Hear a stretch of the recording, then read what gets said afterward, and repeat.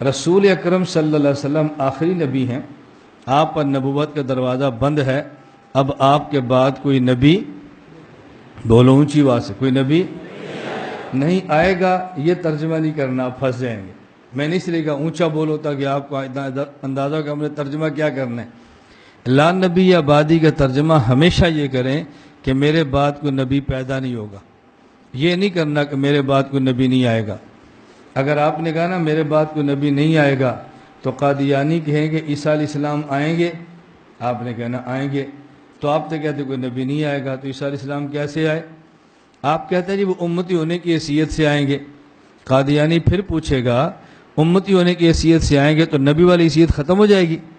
اللہ جب نبوت دیتا ہے تو پھر واپس تھوڑی لیتا ہے، وہ نبی بھی ہوں گے امتی بھی ہوں گے، تو ہمارا مرزا نبی بھی ہے امتی بھی ہے، جس حیثیت سے عیسیٰ ہیں اسی حیثیت سے مرزا ہے، تو لا نبی یا بعدی عیسیٰ کی آمد کے خلاف نہیں تو ہمارے نبی کی آمد کے خلاف کیسے ہے؟ کوئی اور دلیل پیش کرو۔ اب آپ نے پھنس جانا ہے، تو آپ ترجمہ کرو انا خاتم النبیین لا نبی یا بعدی، میں آخری نبی ہوں اور میرے بعد کوئی نبی۔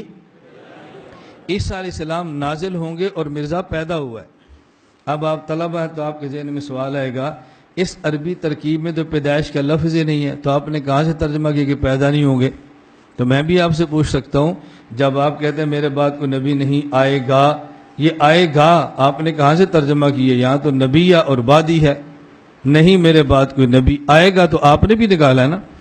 اس کا مطلب یہ ہے لا نبی یا بعدی میں لا نفی جنس ہے، نبی یا اس کا اسم ہے، بعدی اس کی خبر ہے، اور لا نفی جنس کا اسم مبنی بر فتح ہوتا ہے، خبر اس کی مرفوع ہوتی ہے، لیکن بعد مضاف یا ضمیر مضاف الیہ یہ محلن مرفوع ہے اور یہ متعلق ہے محذوف کے۔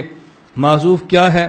آپ نکالتے ہیں ثابتن اور کائنن اور ترجمہ کرتے ہیں میرے بعد کوئی نبی نہیں ہوگا۔ ہم محذوف نکالتے ہیں مولودن کہ میرے بعد کوئی نبی پیدا نہیں ہوگا۔ لا نبی یا بعدی کی ترکیب تب بننی ہے جب آپ نے محذوف نکالنا ہے، اس کے بغیر ترکیب بننی ہی نہیں ہے۔ ایک محذوف ثابتن ہے اس پر اعتراض ہے، ایک محذوف مولودن ہے اس پر کوئی اعتراض نہیں، تو محذوف کون سا نکالیں جس پر اعتراض ہو یا نہ ہو؟ اس لیے میں نے کہا ترجمہ کیا کریں۔ حضور نے فرمایا میں آخری نبی ہوں اور میرے بعد کوئی نبی۔